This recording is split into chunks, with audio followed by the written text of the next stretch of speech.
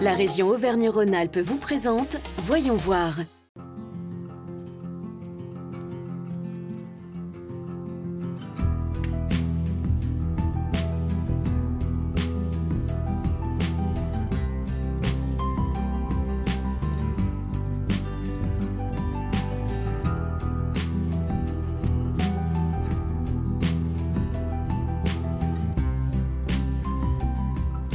Bienvenue dans ce nouveau numéro de Voyons voir consacré à la pêche. Alors que les Français sont de plus en plus nombreux à vouloir se reconnecter avec la nature, la pratique de la pêche entre pleinement dans ce retour aux sources.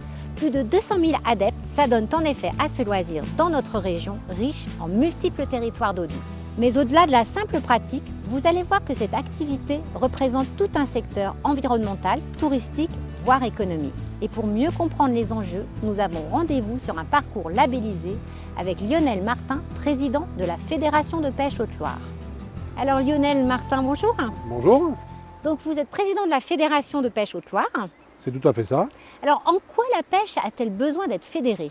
Alors on travaille avec des structures qui sont l'État déjà, l'État, les préfectures, les directions des territoires, les collectivités, qu'elles soient locales ou régionales, ou départementales. Alors ça va aussi bien en termes on va dire de qualité de l'eau, puisqu'on finance une partie de l'agence de l'eau, puisque sur nos cartes de pêche, on a des montants qui sont rétrocédés à l'agence de l'eau, qui elle-même finance des collectivités pour l'assainissement par exemple. Après, ça peut être un développement touristique, puisqu'on a des activités, nous, de pleine nature. Et on a des équipes au niveau des fédérations qui gèrent ça. Et après, c'est l'étude de la biodiversité qu'il y a dans l'eau. Ça va donc de la petite bête jusqu'aux poissons, et poissons jusqu'au saumon, donc jusqu'aux très gros poissons. Vous avez combien de licenciés de pêche dans la région? Alors, au niveau de la Haute-Loire, donc un département montagneux, on a 15 000 pêcheurs. 15 000 pêcheurs qui sont adhérents sur notre département. Sachant qu'après, en termes de pratique de la pêche, on est à, on va dire, 23 ou 24 000 pêcheurs sur le département, puisqu'on adhère à une entente halieutique qui permet à des pêcheurs qui prennent donc le club halieutique de pêcher sur notre département et nous-mêmes d'aller pêcher dans pratiquement toute la France. Alors pour bien expliquer le fonctionnement, quand on a envie de faire de la pêche, il faut absolument prendre une carte de pêche, c'est ça? Il faut absolument prendre une carte de pêche. Donc voilà, donc la carte de pêche vous permet d'adhérer à une association locale qui elle-même adhère à une fédération. Et cette même fédération adhère à une association régionale qui chez nous est l'ARPARA, dont le siège social est à côté de Lyon. En termes de licenciés, vous avez beaucoup de jeunes qui arrivent, il y a un changement? Il y a un petit changement, oui. Donc par exemple, sur notre territoire ici au Val-de-Loire, on a créé une école de pêche. École de pêche accessible à des jeunes, ce qu'on appelle des ateliers pêche nature. Donc c'est pas une école pour apprendre à pêcher, c'est pas que ça, c'est aussi une éducation à l'environnement. Donc ça va de la petite bête qui est dans l'eau jusqu'à la pratique de la pêche. On en a deux autres sur le département, une dans l'est du département, une dans l'ouest, donc une au sud ici. Et ces écoles-là sont aussi subventionnées par notre partenaire financier qui est la région. D'accord. Voilà, dans le cadre du plan pêche. Vous avez un rôle pédagogique, quoi, en plus. C'est ça, tout à fait, oui. Et éducatif. Éducatif. Parce que les jeunes, c'est notre avenir. C'est l'avenir à nous, pas qu'à pêcheurs, quoi. C'est l'avenir de notre biodiversité et de l'environnement en général. Et qu'est-ce que vous souhaiteriez éventuellement, vous, pour la suite? Que nos rivières continuent à aller bien, qu'on n'ait plus de pollution, et que notre saumon atlantique revienne se reproduire dans le Haut-Allier. Et vous, personnellement, vous êtes passionné aussi de pêche? Moi, depuis très longtemps, oui. Ouais. Et ici, je suis bien content de vous recevoir sur mon territoire. Quittons la Haute-Vallée de la Loire pour les bords du lac d'Annecy, en Haute-Savoie, qui compte près de 30 000 pêcheurs. C'est notamment grâce à leur retour que Frédéric Leroy, fondateur de Field & Fish, améliore chaque année les vêtements et produits qu'il conçoit pour la pratique de la pêche sportive. La pêche sportive a ses passionnés et comme chaque sport, la pêche a ses vêtements. Des produits techniques adaptés à sa pratique, été comme hiver. À Saint-Joriot, sur les bords du lac d'Annecy, une entreprise développe depuis plusieurs années une large gamme de produits imaginés et designés par un passionné de la pêche à la mouche. Des vêtements combinant technicité, innovation et fonctionnalité, allant de la chemise jusqu'à la veste, en passant par le wader.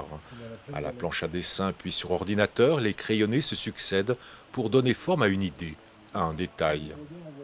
Ce qu'on demande beaucoup à un vêtement de pêche, c'est l'étanchéité. Un, pour aller dans l'eau, et 2 pour essayer de faire face quand on a des orages ou des averses de pluie très importantes qui vous permettent malgré tout de pêcher, hein, puisque à part les orages, quand il pleut, c'est généralement bon à la pêche. Les clients me font des retours par rapport à ce qu'ils ressentent de mes produits et à chaque fois, je fais évoluer mes produits dans ce sens-là. J'ai un exemple, par exemple, le gilet de pêche, ça fait la version 6. En 10 ans, j'ai sorti 6 versions.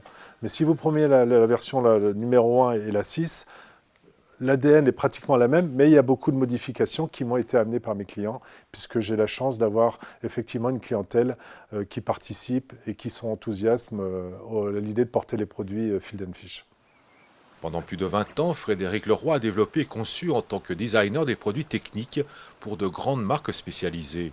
Aujourd'hui, il prolonge ses expériences en s'appuyant sur ses acquis pour développer sa propre marque d'équipement de pêche sportive. C'est la passion qui m'anime parce que je pense que sans passion, on ne peut pas arriver à faire ce genre de choses. Et c'est grâce également au retour des clients que j'ai parce qu'on est, je dirais, on est une grande famille aujourd'hui. J'ai la chance d'avoir à peu près entre 7 et 10 000 clients. Et c'est vrai que les petits mots que je reçois tous les jours, c'est de l'encouragement et c'est de la motivation pour continuer et développer d'autres produits pour eux. Field & Fish est adhérent de l'organisation 1% pour la planète et reverse ainsi 1% de son chiffre d'affaires à des associations s'occupant de la protection du milieu aquatique. Ces dernières années, elle a particulièrement aidé la Fondation pour les rivières sauvages. Et pour compléter son engagement pour la protection de l'environnement, Field & Fish utilise des tissus labellisés pour la plupart de ses vêtements. Un engagement éthique et responsable pour protéger les espaces naturels qui sont à la source du sport qu'elle accompagne. Nous voici de retour en Haute-Loire sur le parcours de pêche. Yann, chargé de développement, a accepté de nous parler avec passion de cette pratique et même de nous donner une petite leçon de pêche à la mouche. Alors Yann, on est sur un parcours labellisé de pêche. Où est-ce qu'on est exactement ? Donc là, on est sur le département de la Haute-Loire et on est sur la haute vallée de la Loire, donc sur la Loire amont. Voilà, on a une grosse partie qui coule chez nous. On a une toute petite partie en Ardèche qui démarre, comme tout le monde le sait, au Mont-Gerbier-de-Jon. Et puis nous, on a une grosse partie un peu chez nous où il y a des truites, des ombres et d'autres espèces. Et qu'est-ce qu'il a de particulier alors ce parcours ? Ce parcours, c'est un parcours passion, donc qui est labellisé par notre Fédération nationale de la pêche en France. Et le but en fait de ces parcours labellisés passion, c'est tout simplement d'être en pure gestion patrimoniale. Donc la gestion patrimoniale, c'est quoi ? C'est tout simplement le fait que les poissons qui sont dans la rivière n'ont pas été déversés par l'homme. C'est des poissons qui sont issus de cette rivière. Donc chez nous, on a des truites et des ombres communs pour les espèces repères. Et ensuite, on a des vairons, des goujons, des spirlins, des espèces d'accompagnement. Le but de ces parcours-là, c'est vraiment de trouver aussi un côté, je crois qu'on peut le voir ici, sauvage, et qui est autorisé en fait à toutes les techniques de pêche. C'est pas simplement que la mouche, que la pêche au toc ou au leurre, c'est bien pour tous les pêcheurs. De pêche. Voilà. Et toi, tu utilises quoi comme technique de pêche ? Alors moi, au niveau des techniques de pêche, je suis un peu multifonction, étant donné que je suis guide de pêche pour la fédération. Je ne fais pas que ça à l'année, je suis chargé de développement, je m'occupe de plein de choses. Mais en fait, aujourd'hui, je vais t'expliquer les bases de la pêche à la mouche. Donc alors, il y a tout ce matériel. Voilà, il y a tout ce matériel-là, tout simplement. Donc tu vas pouvoir t'équiper. Je t'ai amené une paire de cuissardes, je t'ai amené une canne. Ce que je te propose, c'est qu'on s'équipe tous les deux, puis je t'explique tout ça sur et que tu me montres. Voilà, voilà, parce que moi, je suis complètement novice, donc c'est parfait. Ça marche, c'est parti. Allez, impec.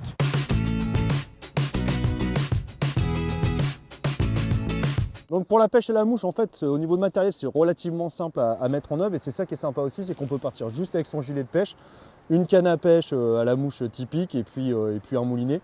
Et il y a cette sorte de Scooby-Doo là qu'on appelle la soie.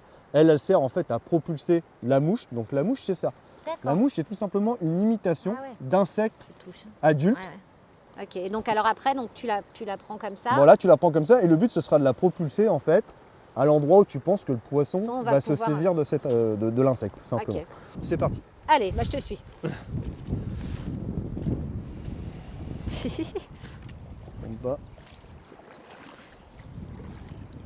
Alors, vas-y, montre-moi. Bon, je vais te montrer la base, notamment le lancer. Voilà. Donc tu sors de la soie comme ça, tu ralentis le tempo et quand tu es prête, tu poses. Voilà, ça paraît simple, mais ça ne l'est pas forcément. Non. Je te laisse essayer. Ouais. Tiens. Alors, je pense que ça ne va pas être simple.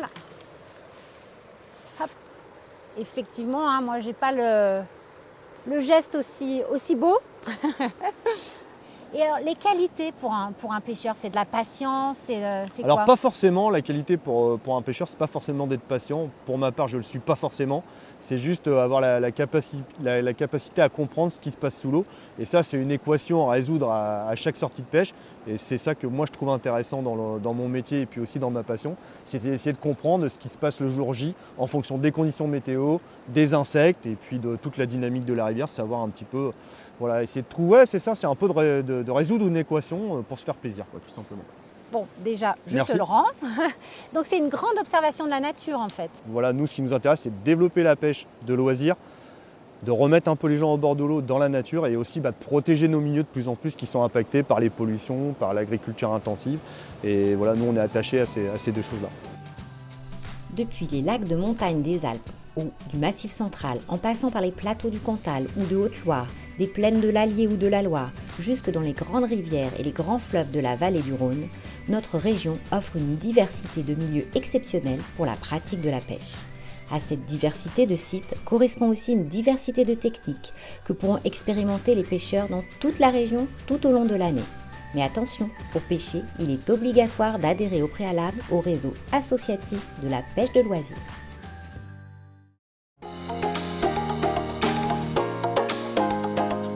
La région Auvergne-Rhône-Alpes vous a présenté Voyons voir.